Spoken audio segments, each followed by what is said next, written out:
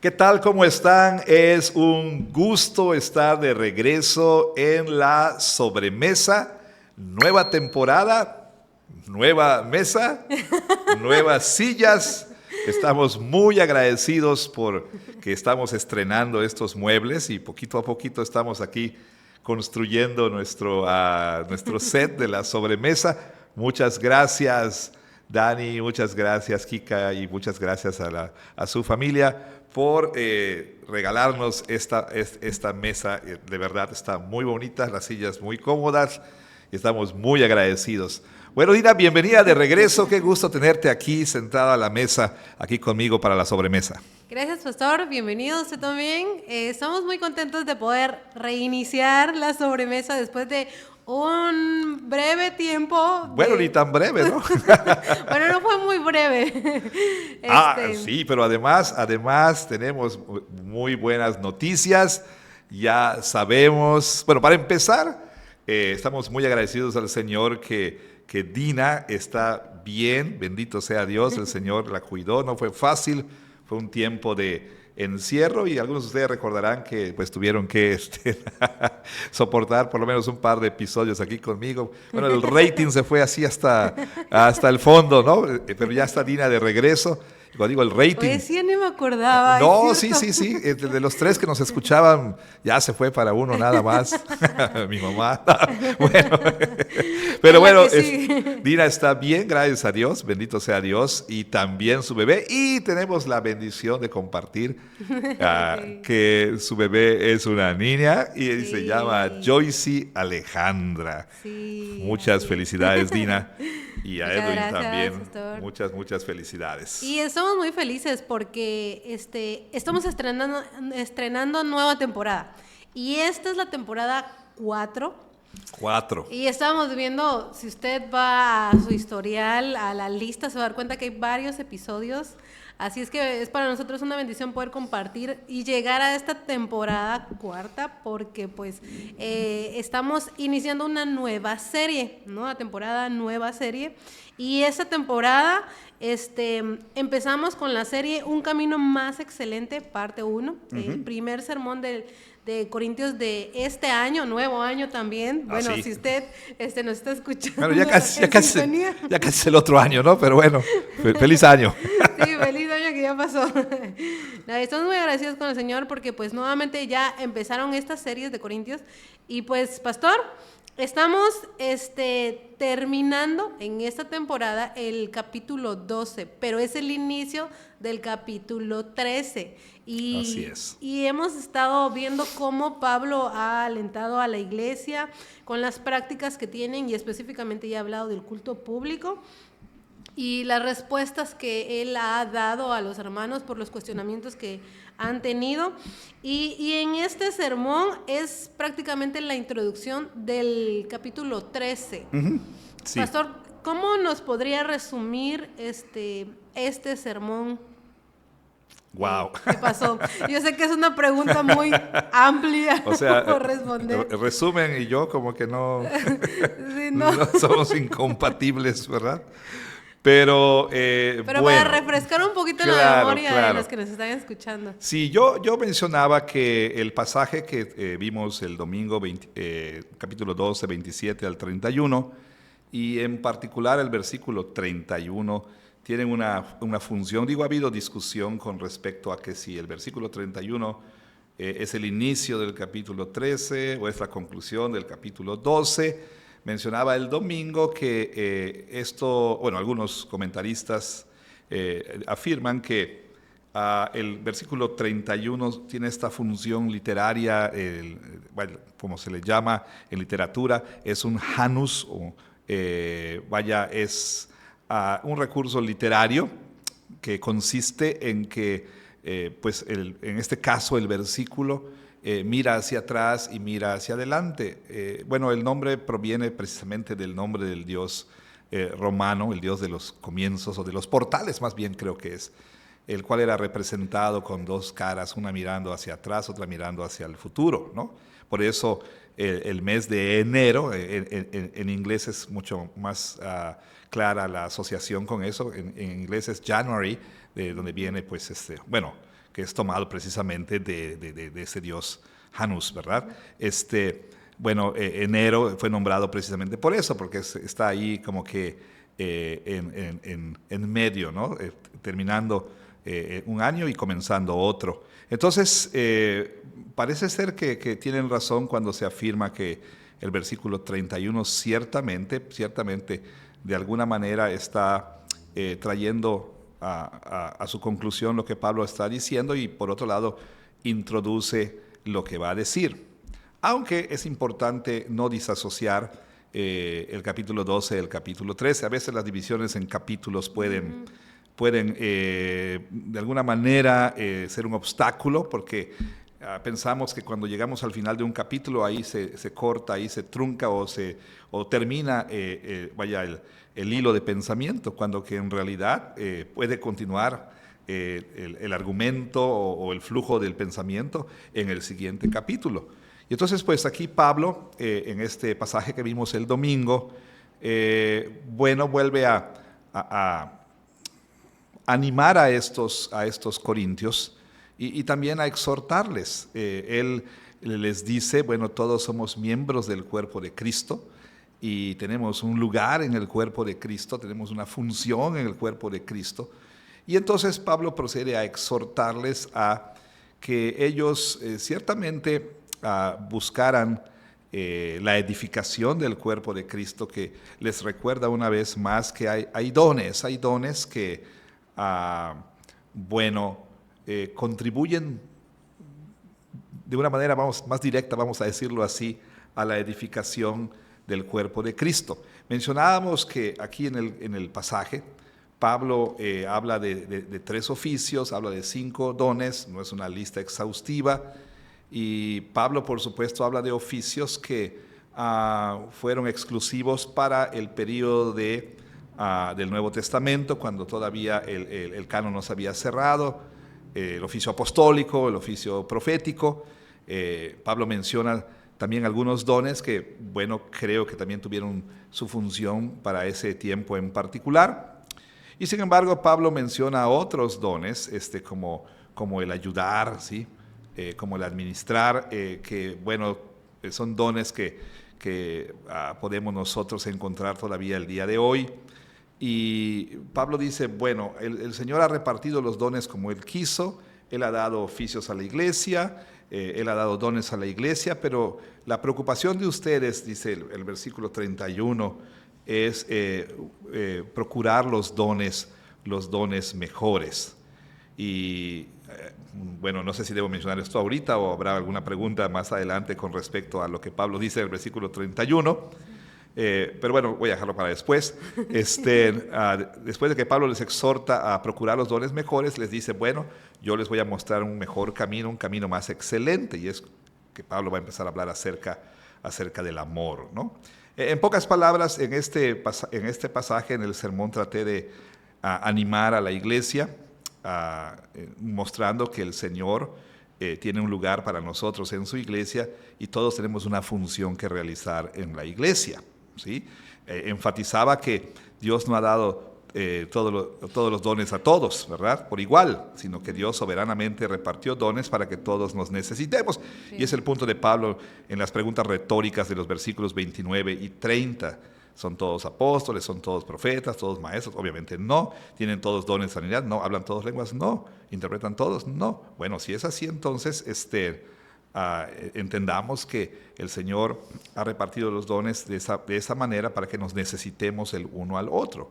Y sin embargo, viene la exhortación a procurar los dones mejores. Bueno, en pocas palabras es lo que vimos el domingo. Y pastor, usted comentaba el domingo que para Pablo los dones mejores son aquellos que sirven para que la iglesia sea edificada.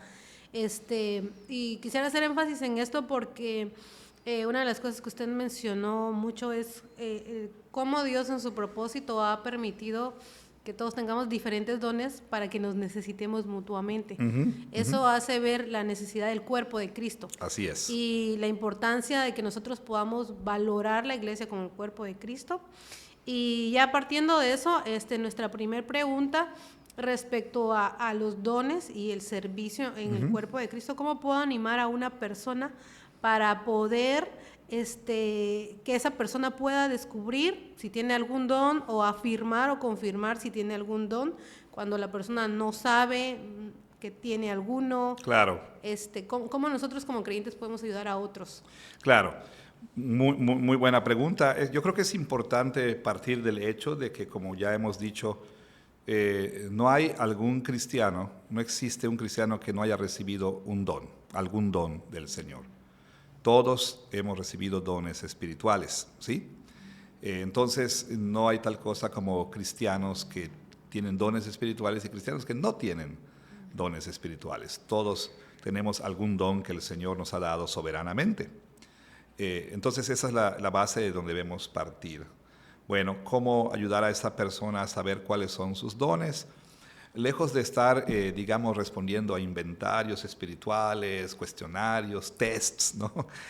Que por ahí hay algunos recursos, algunos libros que tratan sobre ese tema, que incluyen ciertos tests, ¿no? Que uno puede tomar para saber cuáles son sus dones. Más allá de eso, yo creo que también tenemos que entender que todos, independientemente de cuáles son los dones que hemos recibido, en la vida cristiana todos somos llamados a servir, ¿sí? En un sentido podemos afirmar que en el corazón de la vida cristiana se encuentra el servicio. Y ya lo hemos dicho en otras ocasiones, en la vida cristiana el que no sirve, pues no sirve.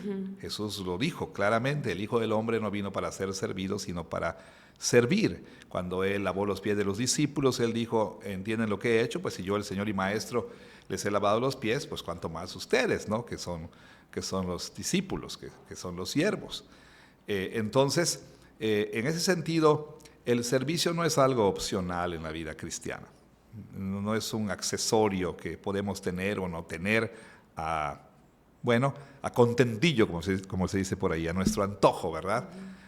No. En la vida cristiana somos llamados a servir. Ahora, por supuesto, servimos ejerciendo nuestros dones o también aún no ejerciendo nuestros dones, ¿sí? Porque, pues vamos a suponer que, digamos, no tengo cierto don, pero hay una necesidad en la iglesia. Soy llamado a suplir esa necesidad en la iglesia, ¿sí? Si fuera necesario. Digamos que alguien dice, yo no tengo el don de ayudar, pero hace falta que alguien ponga las sillas. Bueno, no te puedes excusar con, bueno, es que ese don yo no lo tengo, ¿verdad? Ahora, como decía el domingo, hay personas que se caracterizan precisamente porque para ellas es un deleite, es un gozo, vamos a decirlo así, vuelven a la vida cuando están ayudando, cuando están supliendo necesidades, cuando ellos están procurando que las carencias sean suplidas, etcétera. No tienen ese gozo en ser personas útiles y para ellas no es ningún problema, ¿sí? O sea, hay personas que se distinguen por eso. Mientras que ese es el caso, pues no podemos nosotros decir, no, pues yo no tengo ese don y entonces no puedo poner las sillas, ¿verdad? No, creo que todos somos llamados a servir independientemente de los dones que tengamos. Ahora, creo que podemos nosotros ayudar a las personas a descubrir sus dones precisamente animándoles a servir.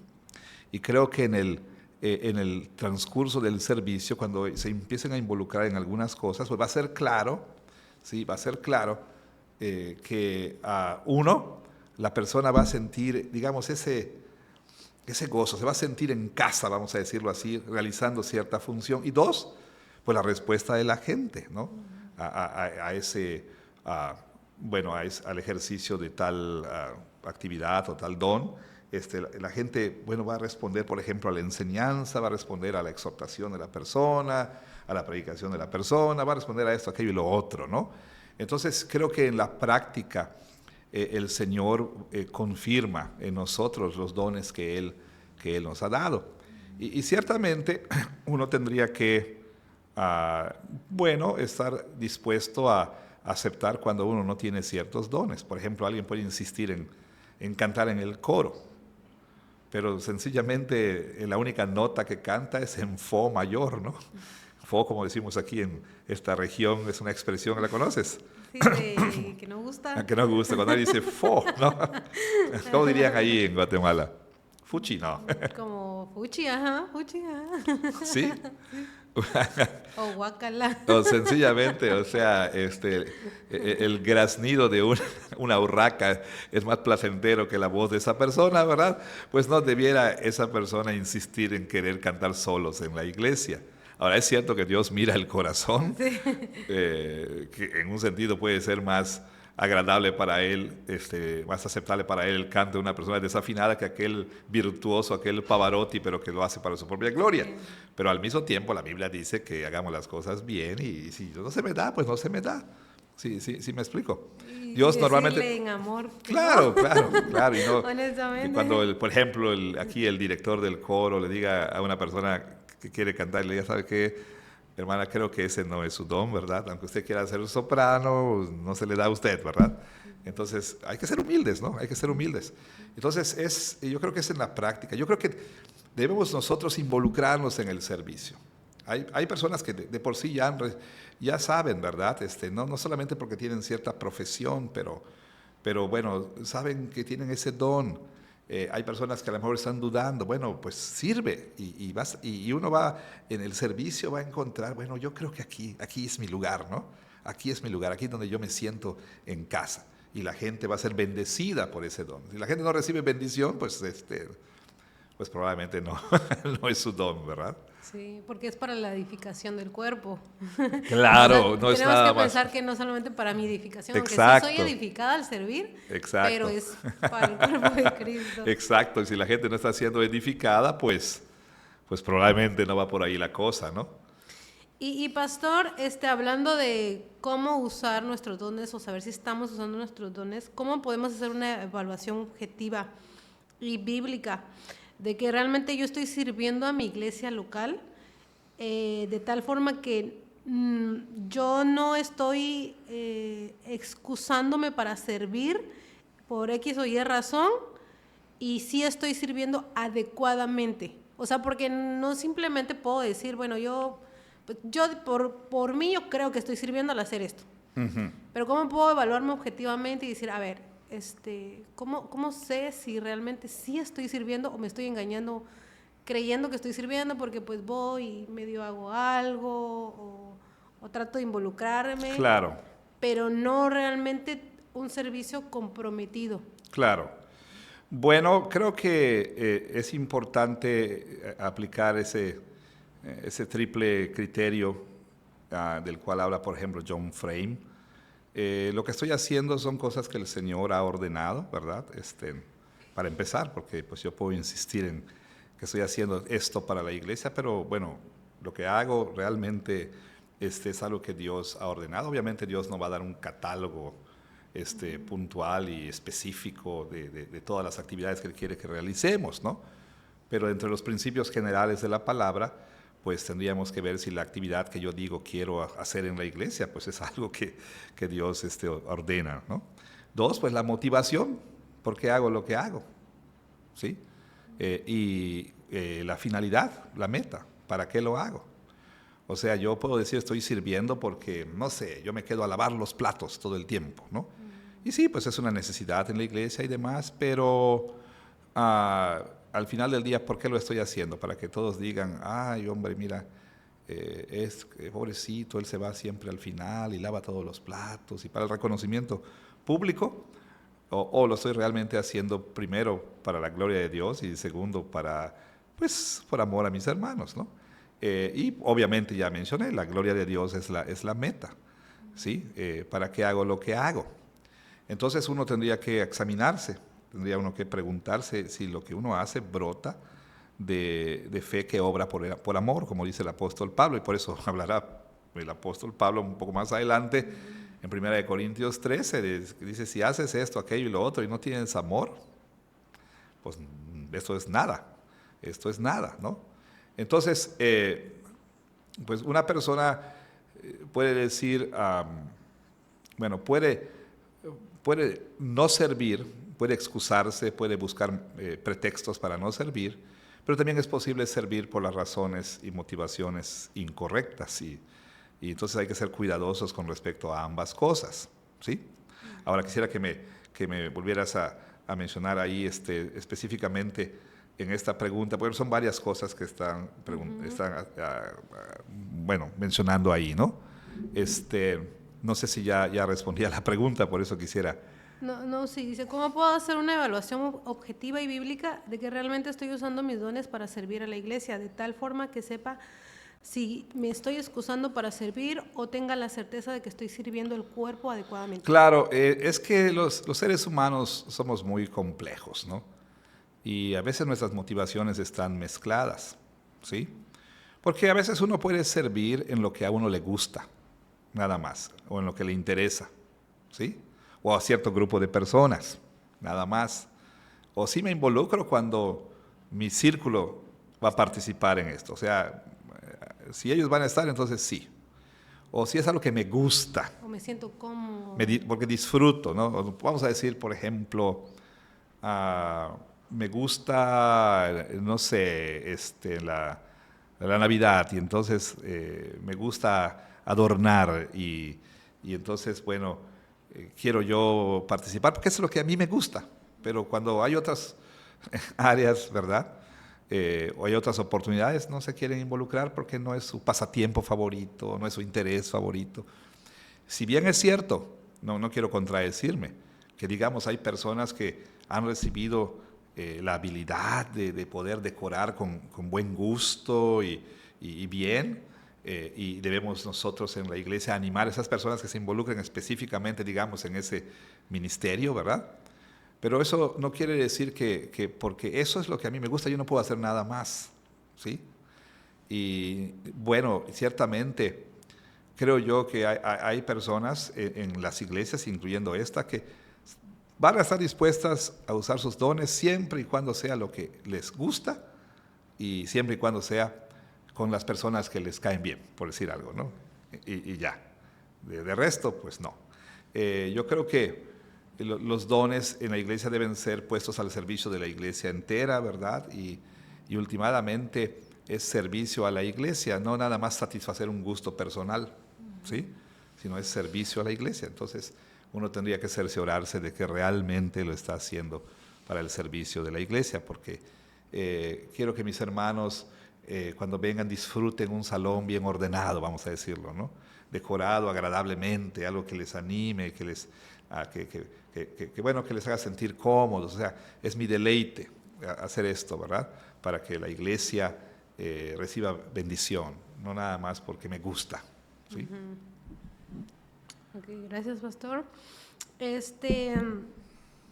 Y en nuestra iglesia local en particular hay muchas personas que vienen y son las únicas personas que son creyentes en su familia.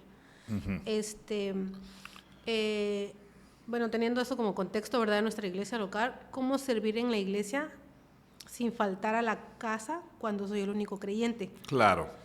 Como un hijo que sus padres no son creyentes, a veces ellos pueden molestarse por no estar con ellos en situaciones o fechas, Navidad, cumpleaños y todo eso. Y como hijo, ¿cómo debo actuar con mis padres? Lo mismo como esposo que vive en yugo desigual. ¿Cómo poder servir a la iglesia sin que eso sea hasta cierto punto un estorbo, una piedra de tropiezo? Claro, esa es una muy buena pregunta. Y creo que tenemos que, por un lado, tenemos que mantener en tensión, ¿verdad? O por lo menos ver la tensión que hay, por ejemplo, entre honrar a nuestros padres, honrar a padre y madre, y, por supuesto, el participar en las actividades de la iglesia. La tensión que hay entre someterse y respetar la autoridad del esposo y, una vez más, ser parte, pues, del ministerio de la iglesia. Creo que los hijos, vamos a hablar de los hijos para comenzar, ¿no? Los hijos que son hijos de padres no creyentes, o nadie en casa es creyente, pero ellos han abrazado el evangelio, pueden cometer un error muy grande cuando están muy involucrados en la iglesia, pero, por ejemplo, papá y mamá les han dicho, arregla tu cuarto y tienen hecho un desastre su cuarto porque no tienen tiempo, porque hay ensayo de esto, porque hay actividad tal, que reunión de jóvenes, que aquí, por allá. Cuando sus calificaciones bajan o cuando papá y mamá les dicen queremos que nos acompañes a cierto lugar y ellos siempre van a decir, no, es que no puedo porque la iglesia, ¿no? También esto pues se aplica a la relación entre esposos, ¿no? La esposa que igual viene descuidada a su casa o nunca quiere acompañar al esposo a algunos lugares porque siempre tiene que hacer en la iglesia. Creo que hay algunas cuestiones que son más importantes, no es la mejor manera de decirlo, ¿no? Pero, porque todas son importantes, pero el culto público es la prioridad. Si yo no pude asistir, digamos, a la noche tal de convivencia tal, pues no es lo mismo que no asistir al culto de adoración, ¿verdad? Aunque ambas cosas son importantes, hay unas que son más prioritarias. Entonces, quizá hasta en algún momento el creyente va a tener que trazar la línea y decir, bueno, no me puedes prohibir adorar al Señor, ¿verdad? O sea, cuando se oponga el esposo, los padres digan, no queremos y te prohibimos que tú leas la Biblia, te prohibimos que tú creas en Jesús. Bueno, ahí lo siento mucho, ¿verdad? Uh-huh. Con respecto a que les prohíba ir a la iglesia, bueno, tal vez inicialmente tiene que haber cierta sumisión a la autoridad. Quizá más adelante va a tener que decir, lo siento, pero necesito estar en la iglesia. Pero digamos otras cuestiones como de pronto se cruzó por ahí una actividad familiar y no pude ir a la convivencia tal o a la noche tal de la iglesia, pues a lo mejor pues va a tener que decir el creyente, bueno, no voy a poder participar en esta iglesia porque pues tengo que someterme a la autoridad de mis padres o de mi esposo, ¿no? Es complicado, pero bueno, yo creo que no deberíamos ser piedra de tropiezo a los padres no creyentes o a los esposos no creyentes, digamos, siendo candil en la iglesia y oscuridad en la casa, ¿no? Aquí en la iglesia sirvo y estoy involucradísimo y en la casa no quiero hacer nada, ¿no? Eso es algo muy malo. Por otro lado, pues los que están casados con no creyentes o los que tienen padres no creyentes, pues tendrán que entender que si bien su lealtad primaria es el Señor, tendrán al mismo tiempo que honrar esa autoridad que Dios ha puesto sobre ellos. ¿Cuál es el límite? Cuando te prohíban cosas que Dios manda y cuando te manden cosas que Dios prohíbe. Ahí vas a decir, no, el Señor es mi prioridad. Pero y yo sí animaría a aquellos aquí en nuestra iglesia o si alguien nos escucha de otra iglesia que viven en una situación tal de vivir con no creyentes, padres no creyentes, esposos, cónyuges no creyentes, bueno, tengan mucho cuidado de no dar mal testimonio, ¿sí? Siendo muy serviciales en la iglesia, pero en casa no queriendo hacer nada, ¿no? Ahí sí yo creo que podemos nosotros abonar a que haya pues más hostilidad de la parte no creyente hacia la iglesia, ¿verdad? No poner de pretexto la iglesia. Y, por ejemplo, el estudiante decía que sus calificaciones bajan porque está metidísimo en la iglesia, ¿no? Entonces, no, hay que tener mucho cuidado con eso. Sí, como ser, bueno, congruentes e íntegros en nuestra fe en todos lados. Así es, así es. Sí. Y pastor, usted al principio nos comentaba sobre el Janus. Ajá, sí. Janus, ¿cómo es? ¿Podría desarrollar este recurso literario? No es ni imperativo ni indicativo, porque sí, porque no. Claro. Para que pueda ampliar, porque... Sí, yo creo que ahí esa pregunta la agradezco porque permite clarificar algo. Creo que no me expliqué bien. El asunto del imperativo y el indicativo no tenía que ver con el asunto de que literariamente el versículo 31 puede servir a ese propósito de ser el Janus, ¿no? El mirar hacia atrás, mirar hacia adelante. Lo del imperativo e indicativo tenía que ver con el verbo que se usa ahí, procuren o procuran, ¿sí? Entonces, al principio yo mencioné este asunto de que literariamente a veces se construyen textos usando este recurso, ¿no? De tener ciertos párrafos, o mejor dicho, ciertas frases, ciertos versículos, en el caso de la Biblia, que miran hacia atrás y miran hacia adelante, ¿no? Entonces no tiene nada que ver con imperativo o indicativo, eso ya era otro asunto. Sí, porque bueno, el énfasis era lo que Pablo decía de procurar los dones mejores. Claro, sí. El sentido Ajá. que Pablo le está dando a ese procuro. Realmente es una discusión muy, muy interesante porque contextualmente hablando parecería que la mejor opción es ver el verbo procuren como un indicativo más que como un imperativo, ¿no? El verbo procurar, pues, en este caso la traducción sería ustedes están procurando, ustedes están buscando anhelosamente, intensamente, están ustedes viendo ver quién tiene el mejor don, el don más espectacular, ser el mejor, aquel que tiene el mejor don, ¿sí? Y había esa competencia y el contexto, ya lo hemos visto. Había una división en la iglesia por causa de este tipo de cosas. Entonces, yo todavía estoy como que inclinado a leer el texto de esa manera. Ustedes están procurando los mejores dones, pero yo les voy a mostrar un camino más excelente, aunque el argumento bueno para aceptar el modo imperativo es que en el versículo 1 tenemos la misma expresión, ¿sí? Sigan el amor y procuren los dones espirituales, ¿sí? Últimamente vamos a ver que Pablo no nos dice escoge entre amor y dones, no, ama a través de tus dones, es realmente lo que está diciendo. Y al final del capítulo 14, también Pablo va a hablar de lo mismo, más adelante va a decir que procuren los dones espirituales. El versículo 39 dice, procuren profetizar, no impidan hablar en lenguas, está bien. O sea, entonces es interesante que la misma expresión se usa unos versículos más adelante, o sea, en modo imperativo, lo que pues hablaría de que, bueno, a lo mejor Pablo sí está dando aquí una exhortación, un mandato, procuren los dones mejores, pero el asunto es, ¿cuáles son los dones mejores? En este caso serían las lenguas, y Pablo en el capítulo 14 dice, si tú hablas lenguas, pero esto no edifica a la iglesia, de nada te sirve, ¿no? O sea, aunque te luzcas con tus expresiones, ¿verdad? Con tu glosolalia, ¿no? Pero si eso no va a edificar a la iglesia, pues no tiene ningún uso. Y lo que es más, bueno, Pablo dice, de acuerdo, procuren los mejores dones, pero yo les voy a mostrar un camino más excelente. Vaya, y este camino es el amor. Y los dones que Dios da, los da soberanamente y no todos tienen todos los dones o no tienen los mismos dones. Unos tienen unos tienen otros.